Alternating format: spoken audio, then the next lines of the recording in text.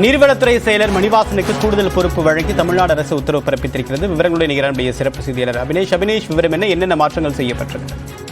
தேவபிரன், 2 மூத்த IAS அதிகாரிகளுக்கு கூடுதல் பொறுப்பு வழங்கி தமிழ்நாடு அரசு தலைமைச் செயலாளர் முருகானந்தம் உத்தரவிட்டிருக்கிறார்.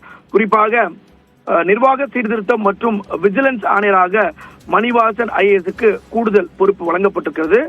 அதே போல வருவாய் நிர்வாகம் மற்றும் பேரிடர் மேலாண்மை ஆணையராக இருந்த SK பிரபாகர் IAS அவர்கள் தற்போது TNPC சேர்மனாக நியமிக்கப்பட்டதை தொடர்ந்து அந்த பொறுப்பும் மூத்த IAS அதிகாரி அமுதா IASக்கு அந்த கூடுதல் பணி என்பது வழங்கப்பட்டிருக்கிறது.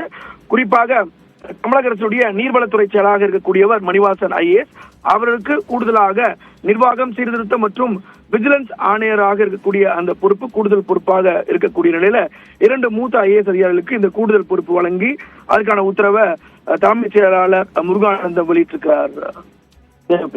விரிவான தகவலுக்கு நன்றி அபினேஷ்.